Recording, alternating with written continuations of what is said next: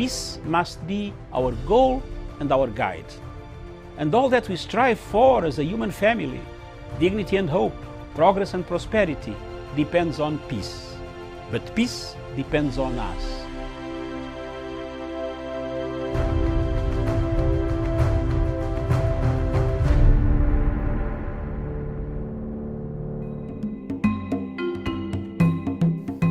Viewers, good morning. This morning I want to address the issue of Uhuru Kenyatta's legacy. The legacy of His Excellency President Uhuru Kenyatta of Kenya keeps on moving, keeps on going forward and forward. Since the handshake in 2018 that brought about the peace, the tranquility, the unity of purpose, President Uhuru's star has been rising. All over Africa, people are thinking of using the model that Kenya used to stop any form of violence, chaos on the streets after elections. As you know, all of you are aware that elections in Africa produce two things: after or before or after the voting. Disputed elections, winner takes it all, loser doesn't accept the results. But the Kenyan model takes us miles and miles away from the normal type of democracy. The democracy, a negotiated format, a consensus format. A democracy that gives consensus a chance. A democracy that talks about the future of a country, the unity of a country, as opposed to a fragmented country, polarized country, where most African countries find themselves in. We have seen in the last 10 years or so, most of the elections in Africa have been contested by the opposition. Very few people in Africa, countries in Africa, where opposition has conceded defeat and come up to congratulate the winner. We have seen the South African model has worked very well. The Ghanaian model has worked so well. I don't see any other country in Africa where the models have worked well. I thought it would be Sierra Leone, but today we see Sierra Leone going back to the same ethnic tensions, as you can see from the reports that are circulating in the international media and the local media. So elections in Africa are contentious issues. They create a contentious position, create a departing point for the people of Africa, of that particular nation. The legacy of Uhuru Kenyatta, therefore, will be remembered for having brought the tranquility that we have today, the peace, the new format, the new tool of having a better organized civil Africa, an Africa without violence, an Africa without chaos after elections, when the opposition accepts to work for the interests of a nation, not personal interests. This has worked in Kenya, and thank you very much, Your Excellency President Uhuru Kenyatta, for the tenacity and the steadfastness that you have guided this handshake up to today. For those who want to mutilate the handshake, belittle the handshake, one lesson they should learn is to look at Libya. Libya was once a territory we all respected. It is no more. Let's keep the handshake and the legacy of President Uhuru Muigai Kenyatta. Thank you.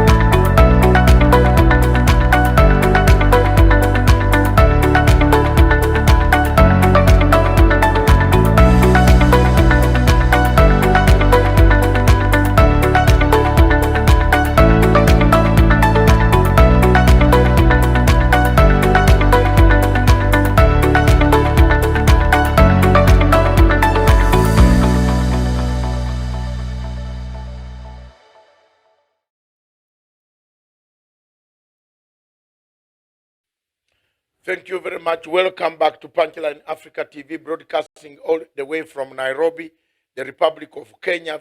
Viewers, wherever you are in Africa, this is our Plan African station, a station that looks at African issues, what ails Africa, what kills Africa. How can we resolve our own problems without inviting any other person to come to this continent to bring us more headache? Do we have a lot of headache? Do we have progress? This time is Kenya. In Kenya, President Uhuru Kenyatta has brought what we call a transformational agenda, an agenda that is going to take shape, that can bring Kenya by 2022 to world-class economy, to world-class health people, a universal health care, to world-class food security, to world-class affordable housing, and to increasing jobs through manufacturing and construction of houses. President Uhuru Kenyatta has stated that this is the most important aspect of his legacy, that he would like to leave a legacy in Kenya by having these items tackled. You in the county, wherever you are in this country, those representatives of ours, of the ones that are in those counties, one by one, wherever you were, in Kakamega, in Bungoma, in Turkana, in Moyale, in Mosabit, in Mandera, in Coast. Most of you know what we want to be done. We want to find out exactly, and the other places, Taveta, Migori, Siaya, Kisumu, Eldoret, which is North UG, which is also Narok. We want to know what is supposed to be done. What can be done to change the lives of the people of those counties and other counties in Kenya? What can we do to change, to help the governors, the local people, the citizens? What can we do to improve our housing? What can we do to improve our food security, to have enough food such that the food can never be a problem to Africa at all? Year in, year out, or year out, year in, we are begging for donors to bring us relief food. Yet we have arable land that is underutilized. Why can't we look at the arable land and start changing methods of farming, methods, tools? How much do we need to change our food production? Britain is a quarter of this country. But Britain has enough food to keep itself for over 200 to 400 years. Our food storage, do we need to look at it? Our food preservation, do we need to look at it? To improve food security, you need to talk about all these things. And that's why President Kenyatta has said, let's talk about them.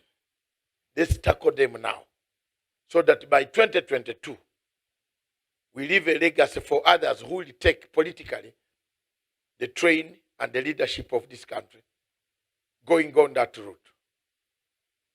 Instead, what has happened in Kenya, people are not thinking of the Agenda 4. Is it because the Big 4 action plan, people don't know what they are supposed to do? Is it because the research is not enough? What is the value that you can get out of a good house? What is the value that you can get if the industry is near your home? How many of us think of creating some small cottage industries, fishing, ponds, creating a simple pond and getting fish that will grow in the pond? How many of us can think of good health care? How can we change our health care system in Kenya? How can it be changed? Can it be changed by merely all the time saying, this is what we want? Or can it be done in a different way? To think, to bring in such that every 50 to 100,000 people have got a doctor and a GP who can have a referral system to refer them to diseases that cannot be treated in those small clinics or small GPs, which are many hospitals. The onus is upon us, upon the people of Kenya, whoever they are, with the help of any other people. Our role as a television station and the media is to publicize these initiatives of the president. We publicize the media, tell it as it is, writing in digital platform, writing on our Facebook. Our numbers, several representatives all over the whole counties are busy as we talk, writing and talking about the Big 4. They are busy engaging in the Big 4 activities to make sure that advocacy, campaign, publicity, to make sure that people are aware. We talk about food security. You can't have food security when you are cutting down all the trees. There will be no water. You can't have food security when you don't know whether there is water or this water is alkaline When you see rhinos being transferred from places where water was not alkaline and taken to alkaline infested waters and they die, there is something wrong with the systems. So we need to come and talk about these things. We need to engage the citizens for them to choose what is available and what they want in their counties. Punchline Africa TV, therefore, engages the people every morning until the next coming several months. We shall be engaging people. We shall be talking about this big four. I now invite you to a clip that talks about the big four of the Jubilee administration. What can we do, and what can we do as citizens of Africa to help ourselves so that we don't get into a quagmire state that other countries find when they call for food, when they call for housing, when you see in South Africa, in Kenya, the slums mushrooming, Gorogocho, in Madare, in all these places. What can we do to elevate the lives of the people in those slum-affected areas? I invite you to the clip prepared by Punchline Africa TV as a matter of publicity for this big four.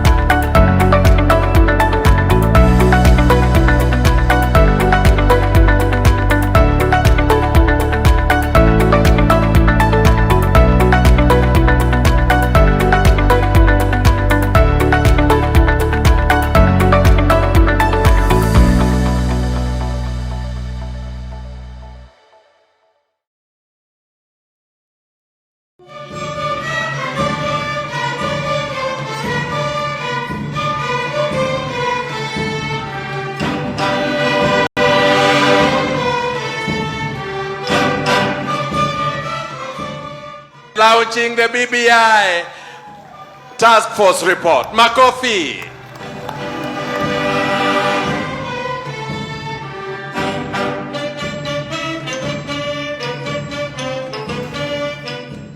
Your Excellency, I am very happy that the document, the recommendations and the proposals that have been put forward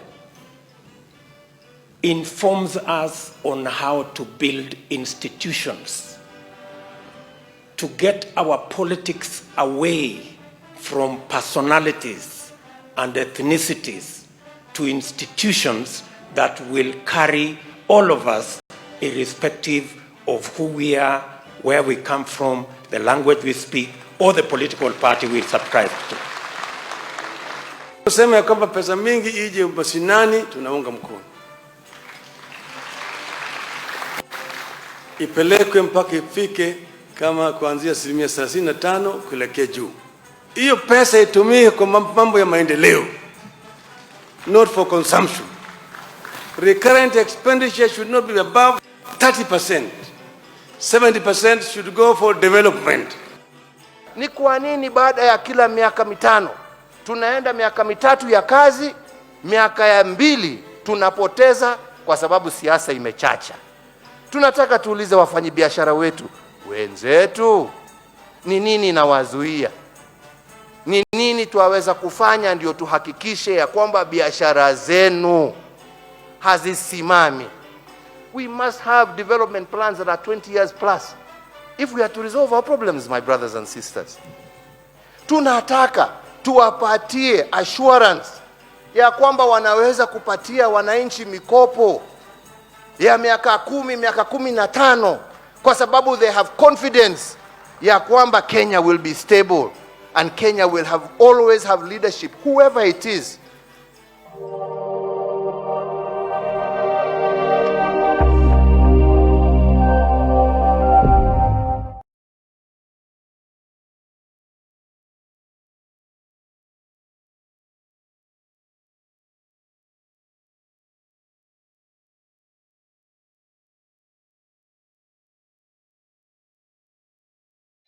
A very good afternoon to you. Thank you so much. Just a few minutes past 3 p.m. here in Nairobi.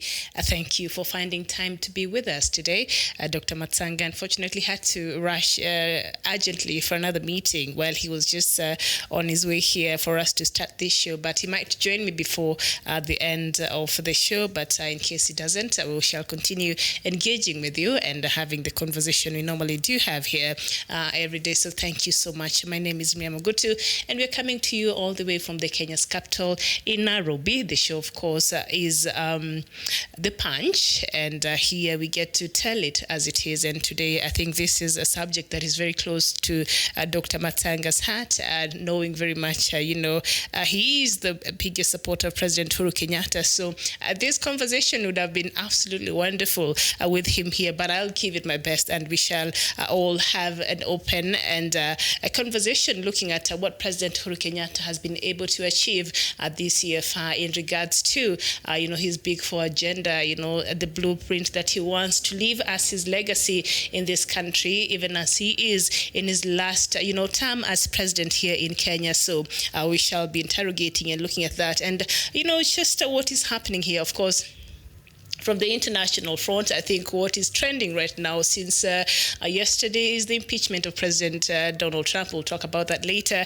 But right now, also yesterday, there was the results of the Kenya Certificate of Secondary Education was, released yesterday. And why this could be important in regards to it, it's education might not be as part of President Uhuru Kenyatta's Big Four agenda, but you've seen it's under him being president that some of, the ministers or some efforts by the ministers he's had in place, especially this one minister, Mr.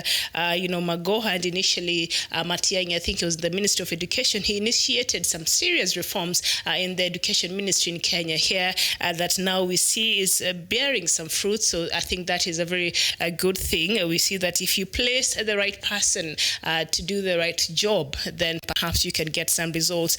So I don't know if President Uhuru Kenyatta should be looking at what is happening now in the Ministry of Education and see if he could replicate in other ministries that he's having troubles, especially in those ministries that Kenyans are feeling as though he did not put the right people there to help him in making sure that they achieve his vision or they advance, whatever it is that he has, for Kenyans. So we see yesterday here And it's under this year, as we look at some of the things that President Uhuru Kenyatta has done this year, 2019.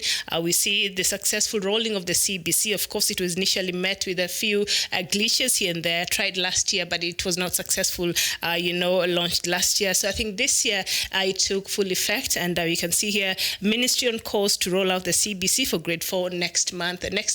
Right now, students are on recess. So we've taken the very long holiday for 2 months. And so schools will be opening in January. So we see here the ministry, of course, is on course to roll out the CBC for grade 4 next month. And the Teacher Service Commission has initiated training for over 106,000 teachers there. So I think also this new curriculum is something that President Uhuru Kenyatta will be remembered with so much when he leaves, because it is during his tenure that Kenya changed its curriculum. We had another one before the 844 that is just being phased out, and now the CBC is taking effect, and we can see the strides. And as I mentioned there initially, there was some hitch when this was being launched, but I see that the Ministry of Education has gotten a grip and is really slowly but surely making this CBC, this new curriculum, come into shape. So I think that is very interesting, and I think even for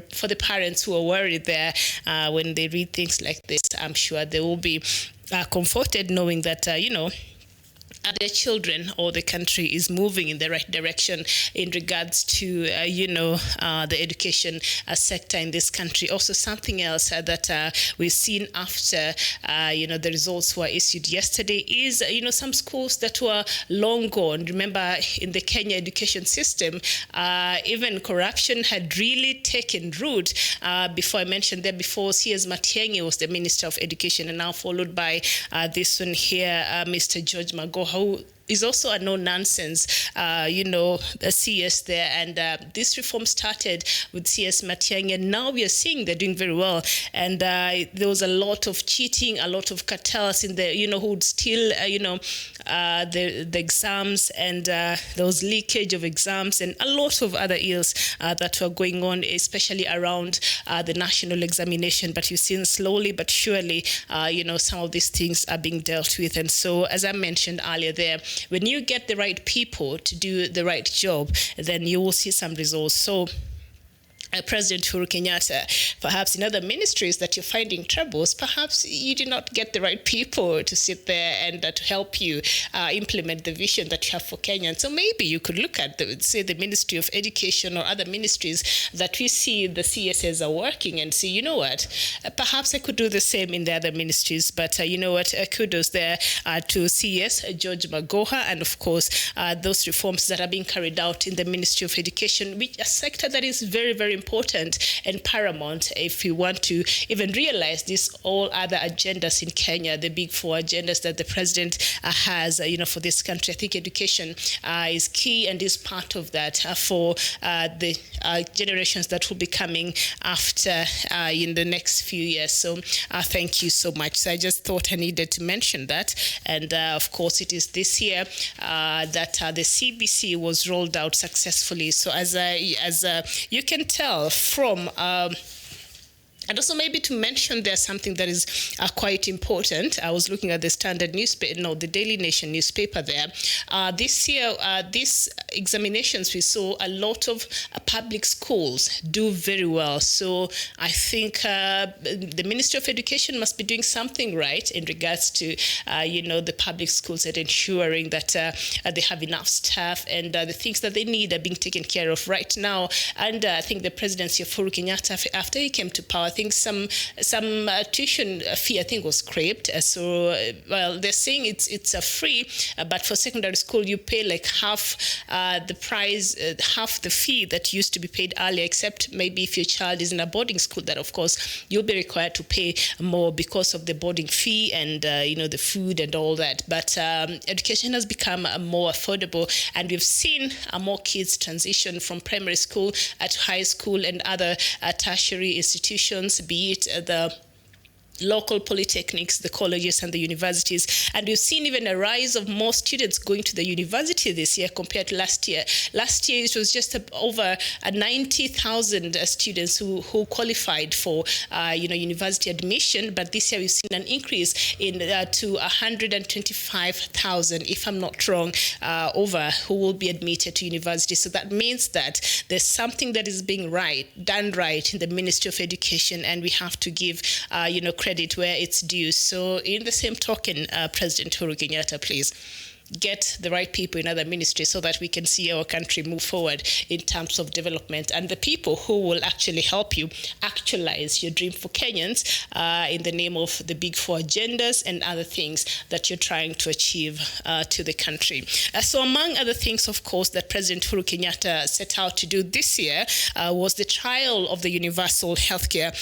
This in form of a pilot in 4 counties. I don't know how well this is, but I was reading some news, I think a few days ago, that it is a success to a certain degree, and so they're hoping to pick and get that part that really worked very well in these counties that the pilot is taking place, and it will be replicated across the country. And of course, there has been, matters, issues of, right now under President Uhuru Kenyatta when they came to power, together with, his deputy, Mr. William Ruto, they launched, I think, the free maternity, which I've said here time and time again has really helped a lot of mothers and has helped in lowering the maternal deaths that were being witnessed in this country. And because a lot of women could not afford, especially from the informal sectors, from the slums, the villages, could not afford to go to the hospital and deliver and pay for the fee that was required for them to do that. So President Uhuru Kenyatta, under him, introduced this. That is a few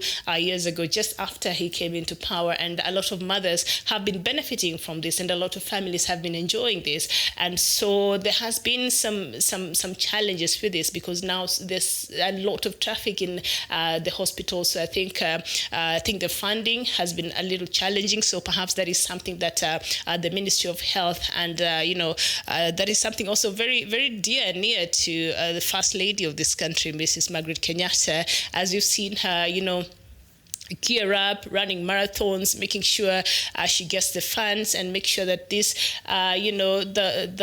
this unit, the maternity unit in this country, is well funded. So I think this is in regards to the challenges that it's having with the not getting full funding or things like that. I believe this is something that President Uhuru Kenyatta should look into moving forward, because this is something that Kenyans are really appreciating, number one, especially for those who could not afford to go to a medical facility to deliver their children.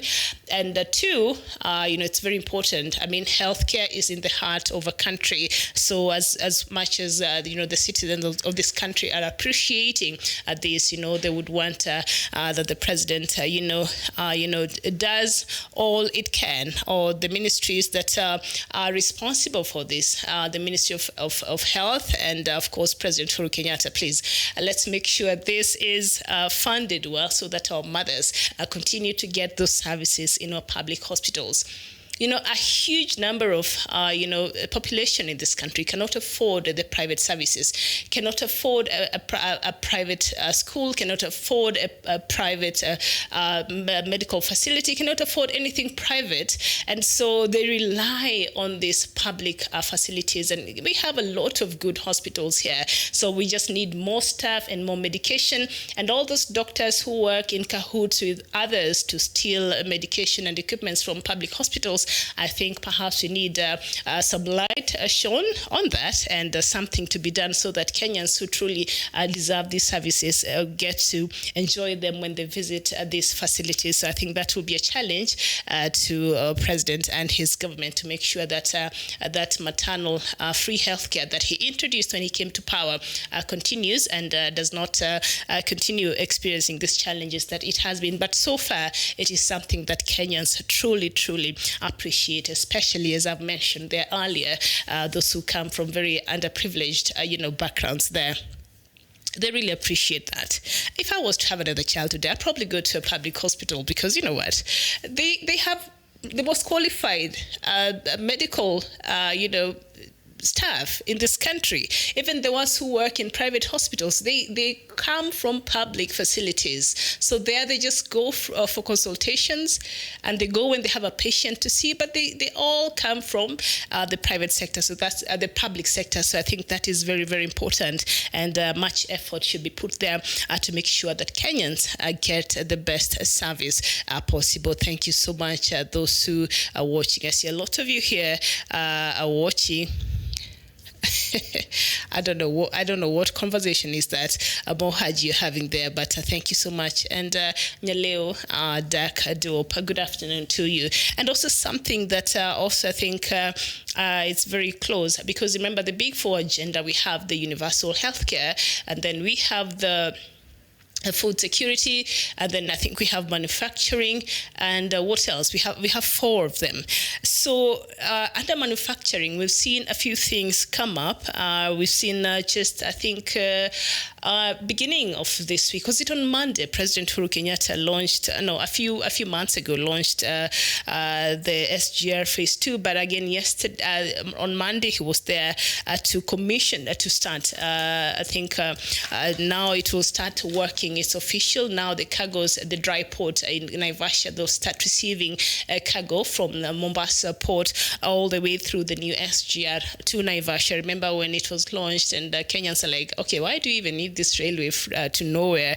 But as I was watching the president speak during this event, I think on Monday, he was saying now, the goods that are going to the countries outside, like Uganda, DRC, they don't have to come all the way through tracks to Nairobi for them to continue with. They can just pick them. The owners of these goods from the DRC, from Uganda, from Rwanda, from Burundi, can just pick their goods, their containers from Naivasha, which has lessened, I think, the journey for them. So that is the argument surrounding the Naivasha dry port, which I think some would agree.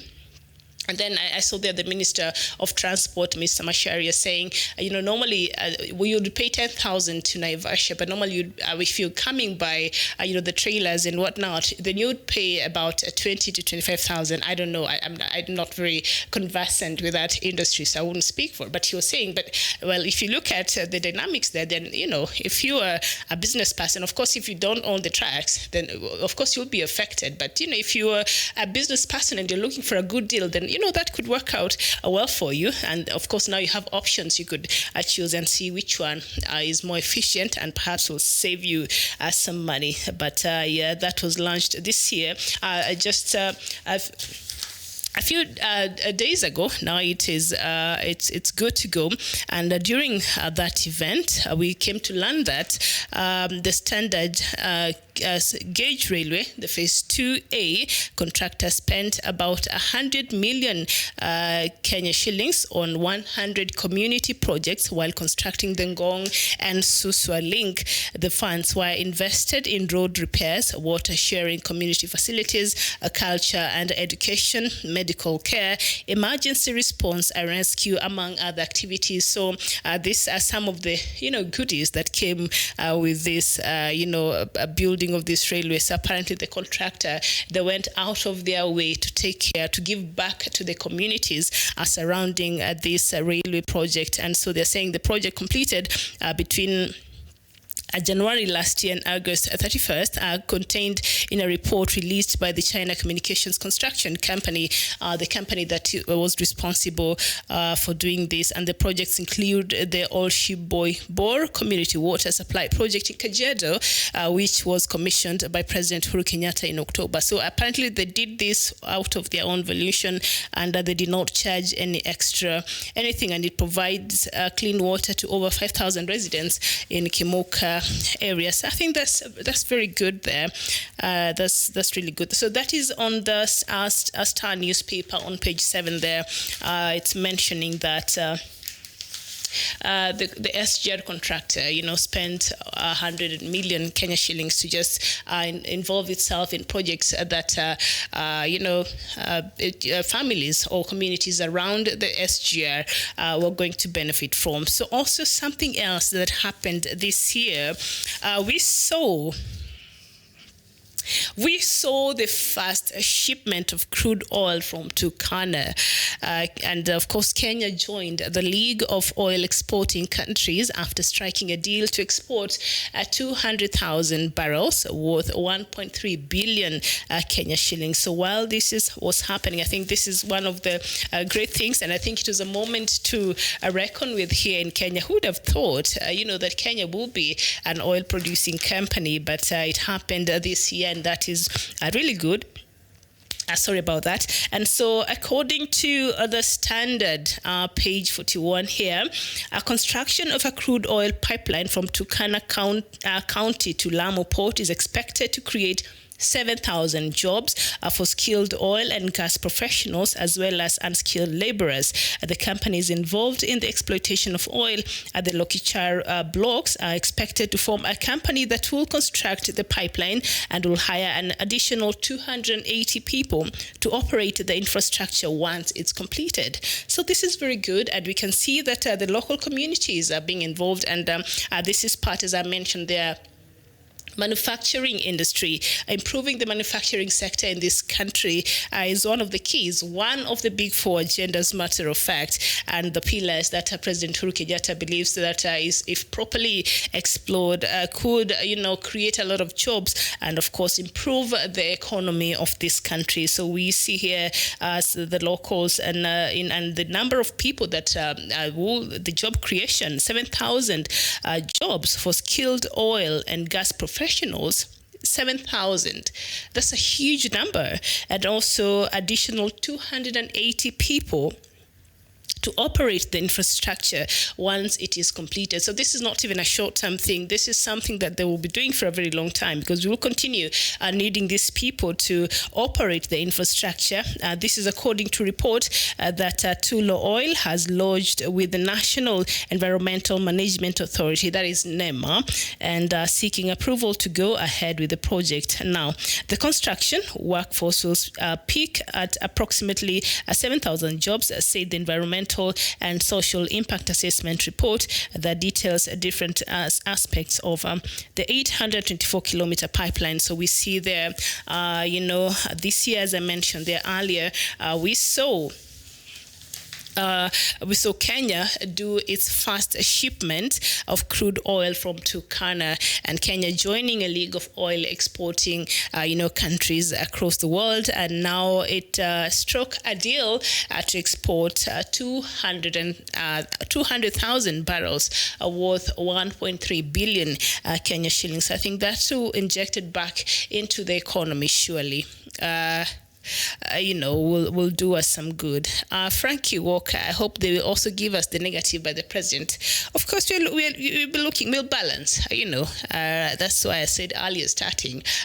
It would have been wonderful to have Dr. Matsanga here. But me as a journalist, I think we'll have to look at it both ways. I think I have that responsibility.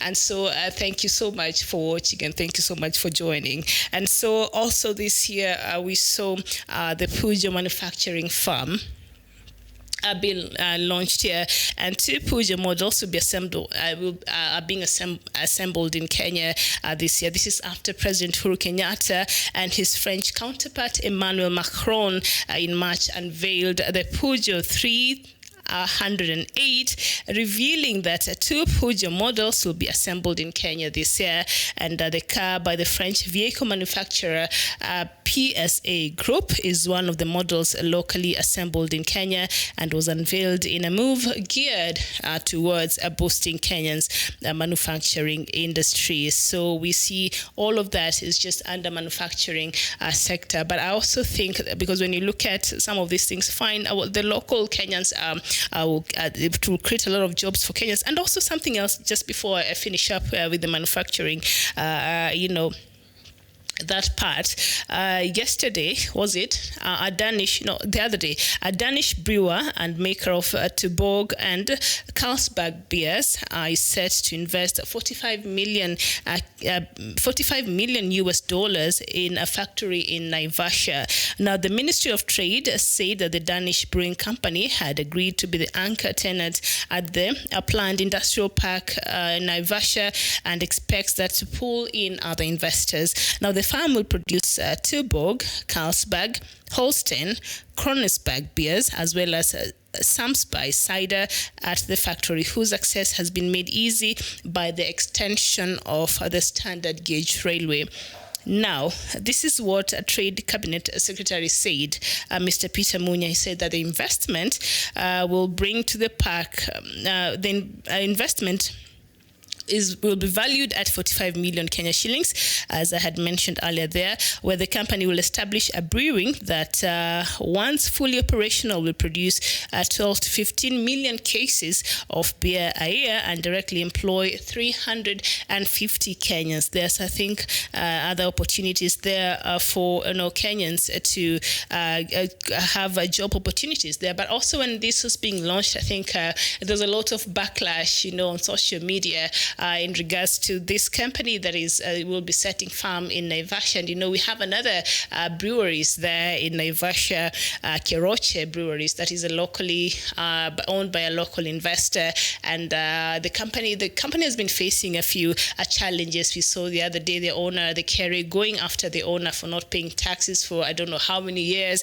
And it's not been and we saw it playing out in our media earlier a few months ago. So Kenyans were saying now, instead of coming in, they're challenging this move, and they're saying, okay, fine, as much as we want to bring in these outside investors, we should also support our own entrepreneurs. We should also support our own investors in these countries, because that is the only way, we are going to build this economy. So I saw a lot of backlash from all social media, networks when this Danish brewery was being launched there in Naivasha just a few days ago. And Kenyans, as much as they were commending this move, as you have seen here, it will be employing around 350 Kenyans, but also some Kenyans are feeling, no, you cannot bring this, foreign investor, and yet we have our own local investor there that is struggling, and that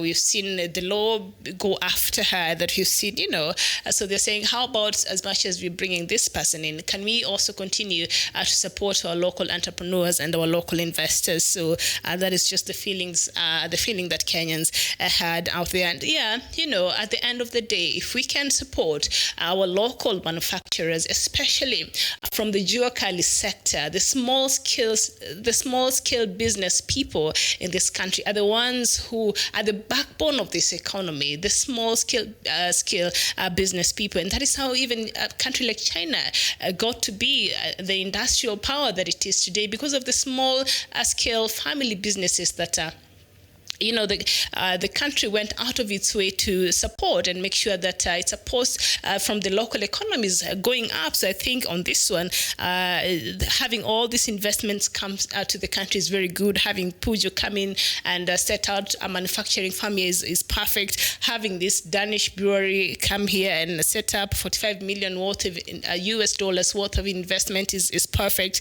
Having all these things, but at the end of the day, we need to encourage our local entrepreneurs, the youth today who are tired of taking their CVs from one office to the next. They're overqualified. You go there, you're told you're overqualified. You go there, you don't even get paid worth of what you're worth. So that has been a challenge for the young people who are now embracing other things like farming, who are now embracing other things like, starting their own businesses and are trying to be entrepreneurial. So we should also look for ways where, we can have all of this easier for our people. And of course, by introduction of Huduma Center, I hear things are very easy right now. If you want to start a business, it's not as tedious as it used to be. Anybody who has had that experience and you're watching, please, you can share. But I've not tried to start a business, but from some of the experiences people have heard, now it's much easier because you find everything under one roof. It's not like it used to be where you move from one office to the other, and the places you go, like the city hall and I don't know what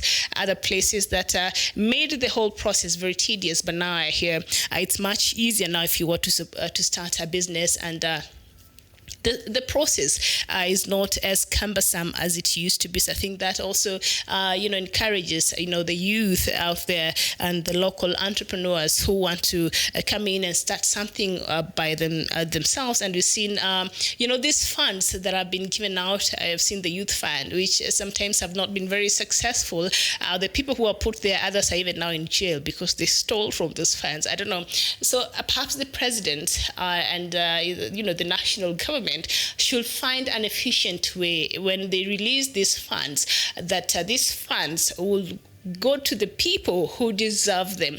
If it is the youth fund intending to support youth entrepreneurs, then there should be a structure in place that ensures that indeed this money goes to the people who are deserving of it and who are supposed to be having it, so that we can even encourage our young people not only to be depending on jobs and dropping CVs and being employed, but they can also be job creators. And if that can only happen when the government creates an enabling environment. So the government is doing something, but on my opinion, I think it needs to do more so that we have more entrepreneurs, we have more people, young people coming up and trying to create their own businesses as it is. So but the Huduma centers have really lessened the whole process and has made it very easy for anybody who wants to register.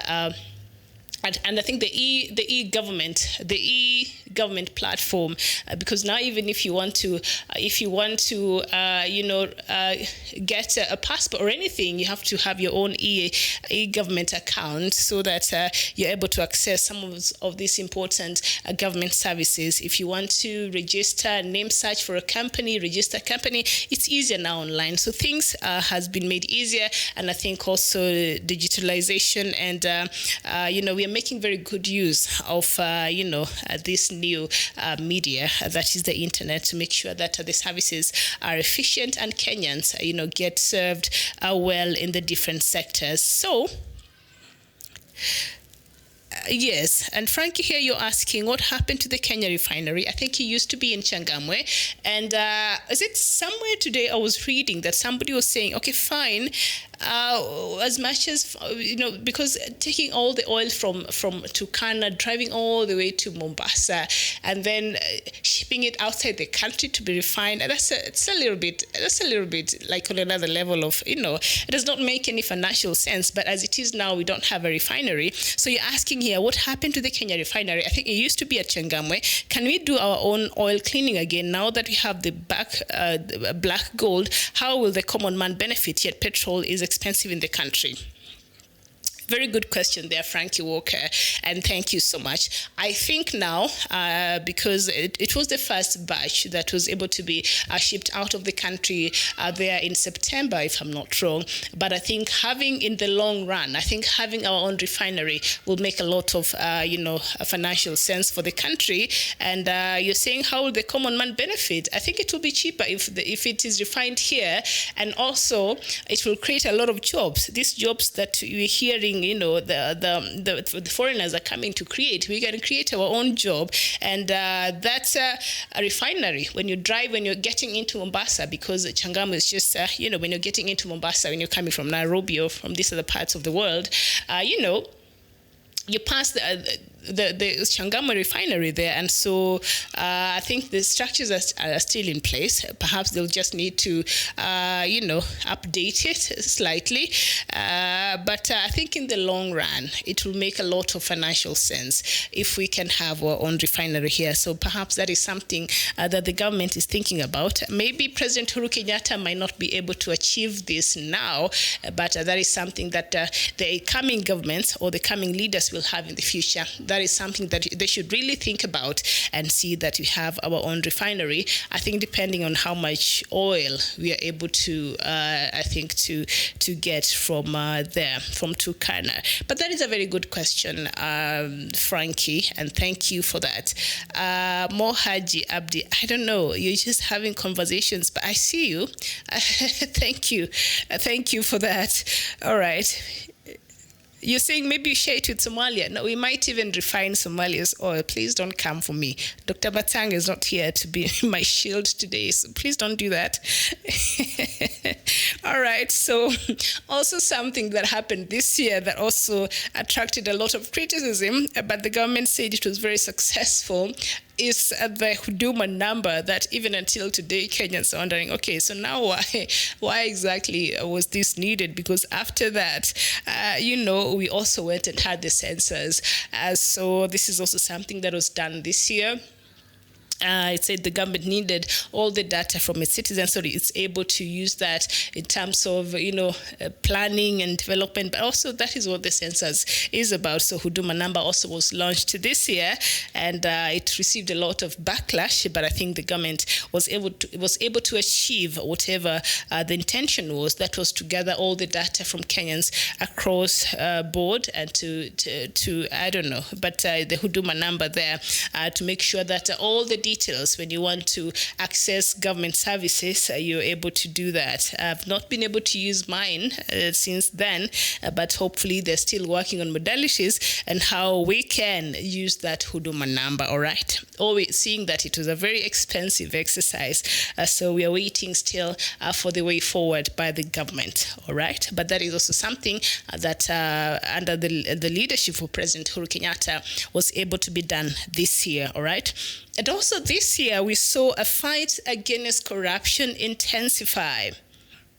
Seeing the stepping down of the CS for Treasury, Mr. Henry Rotich, who admitted that 21 billion Kenya shillings was lost from the Kimarere Dam project that was supposed to take place, and it became like one of the biggest scandals you've had in this country. So remember that song by King Kaka that Kenyans have been divided right in the middle, but of course I think the majority supports the song, but others who are not feeling the message of the song are saying, no, you cannot have mentioned all these people and yet not left out the biggest scandal of this year, that is, the Kimarere and the Arol dams and all of that, because that made top headlines together with the NHIF scandal, remember, at the beginning of the year. So I think that is, people are not disputing that what he's saying could be having some merit, what King Kaka is saying could be having some merit, but they're just not happy that some of the biggest scandals that happened this year was left out, and that will be the dam scandals. I think that is where Kenyans are feeling, no, that should have been the first thing you're criticizing or you're seeing about. But as I said there a few days ago, he's a creative mind. You cannot tell people what to think or how to think for whatever he wanted, I think, to pass, whatever message he wanted to pass, I think he did. And so the fight against corruption, we've seen it intensify, and we've seen, lines drawn between the president and even with some members of his own party, who, even as he makes calls to make sure that, some of these people who are involved in corruption in this country, we've seen him criticize the court, which said to be issuing very lenient even judgments when it comes to some of these high corruption cases in the country.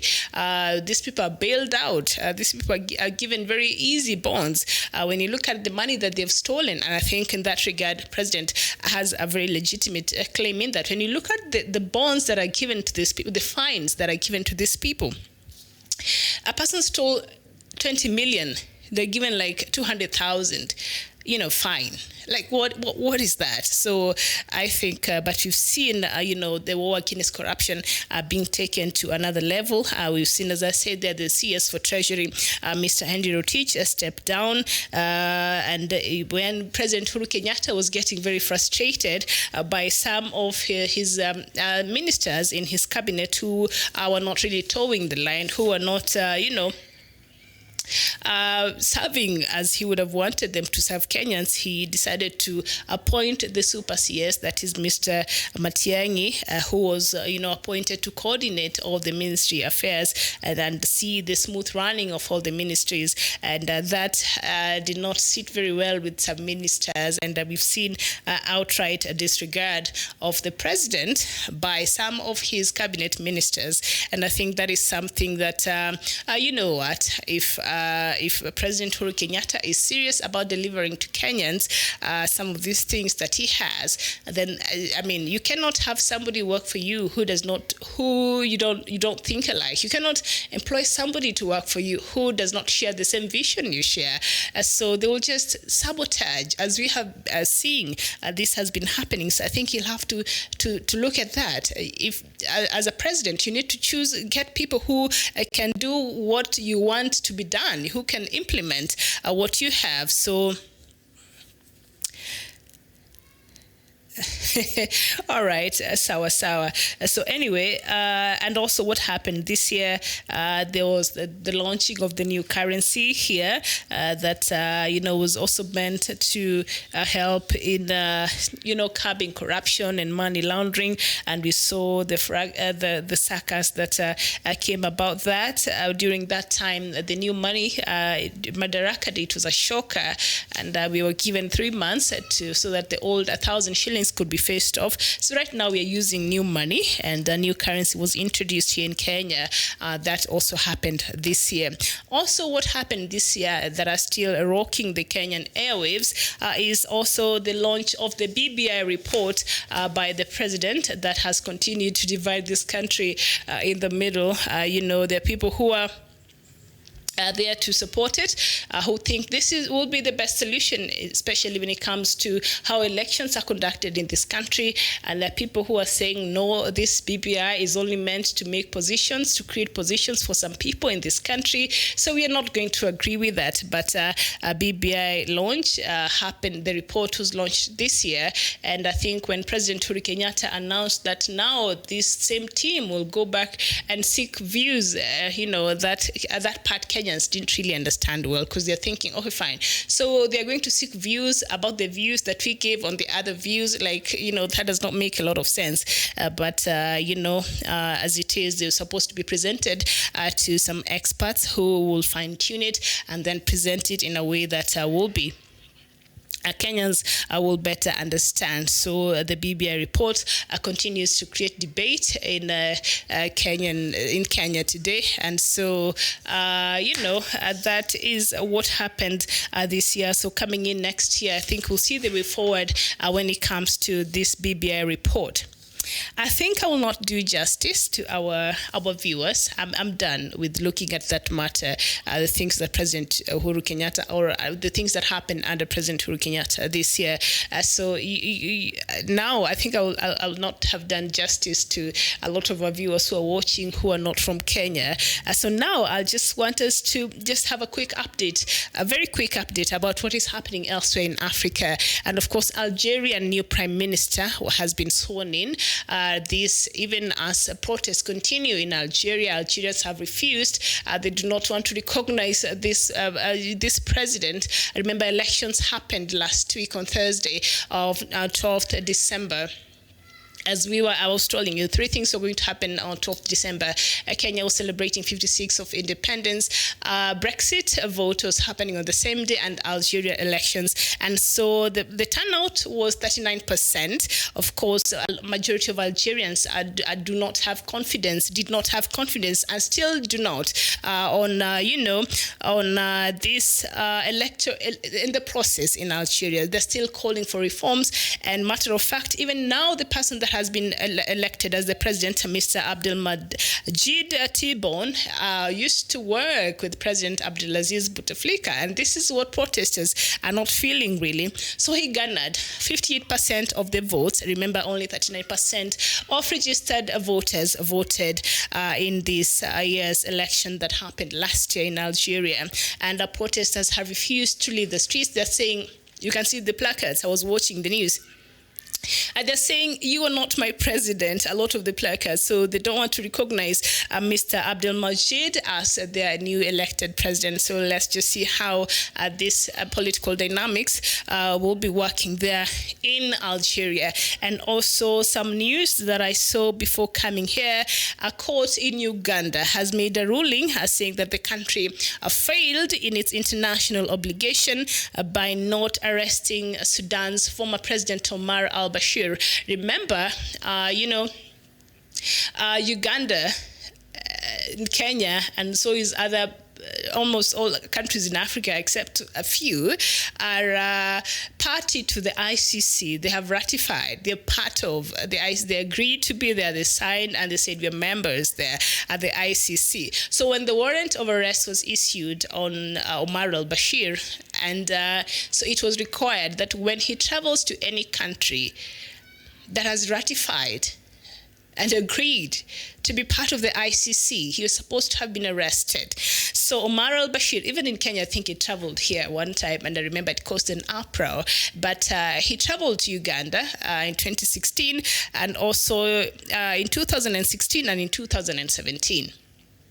And one of the lawyers there went to court to challenge this move as to why Uganda is allowing this person to come here, and yet Uganda is a member of the ICC. And according to the ICC, Ugandan government was supposed to arrest Mr. Bashir and, hand him over to the ICC, but Uganda didn't do that. So now the ruling was given today, and it says that the country failed its international obligation by not arresting Sudan's ex-president Omar al-Bashir when he visited the country in 2016 and in 2017. So there you go. We can have some ruling from Sudan, but I'm thinking now, Omar al-Bashir is already facing another court trial, so what difference will this make? Why is Ugandan court issuing this right now? Anyway, that was such an easy matter to decide on. I don't think it required all these years.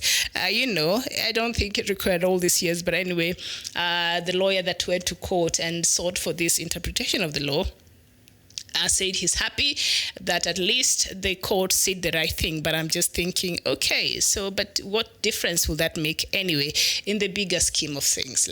Seriously. All right. So also some news from Cameroon. I think this is something that we've been talking about. And so let's just an update. A bill granting special status to Cameroon's 2 Anglophone regions was passed by lawmakers yesterday, and National Radio said, in an attempt to ease 2 years of bloody violence.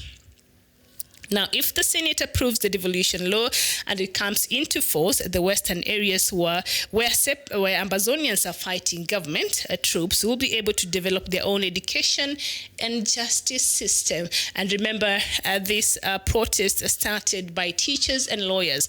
Remember, in Ambazonia in 2017, because the teachers were being forced to teach using French, and that is an Anglophone region, and also courts are being coerced into using French, as the official language while conducting court sessions. And so the lawyers and the teachers are the ones who started this protest that has now led to, has not stopped. And so now the bill that was passed allows the Anglophones to have an autonomy in that.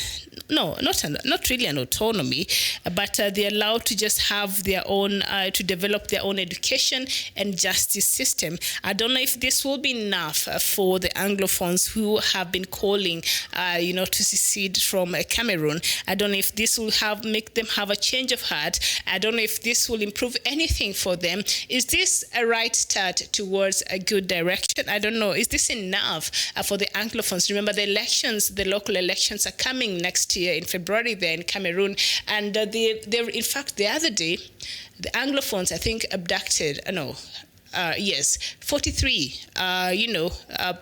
people who are running for those elections, because they're saying we do not want you to participate in this election, so you cannot participate in these elections. And so a lot of insecurity there are happening there in Cameroon, but that is the latest development there. A bill granting special status to Cameroon's 2 Anglophone regions was passed by lawmakers on Wednesday there. So let's just see if this will be enough for the Ambazonians right now. I don't know if you have any of them here today, but you can tell me how you feel about it. So Sudan today, has started a week of festivities to mark 1 year since the beginning of protest that led to the ouster of long-time ruler Omar al-Bashir. Remember this, the protest that started in Sudan that later on removed Omar al-Bashir in April, started last year in December. At a time like this, I remember we were talking about it. At the same time, we were looking at the elections that were about to happen in Congo. And so this is the time that, the protest started slowly. So this year it's going to be, they've started marking a whole week of festivities, and the protest, of course, was sparked by soaring bread prices in the central town of Atbara and swept across the country, and by April had toppled Bashir, and he had been in power for the last 3 decades. So they will be celebrating there. And also some news from Rwanda there. Rwanda's President Paul Kagame has cast doubt on whether he'll run for a 4th term in the 2024 elections. And he was speaking during an interview with Bloomberg news agency. He has been president since 2000 and won a controversial 3rd term in office in 2017 with 99% of the vote after the 2-term constitutional limit was lifted, responding to a question at a meeting in Doha about whether he will run for office again. He said he will not be running. He's not sure. I don't know. I think with Kagame, you think he'll find a way to just stick there, right? I don't know. So anyway, South Sudan on Tuesday said sanctions imposed on Monday by the U.S.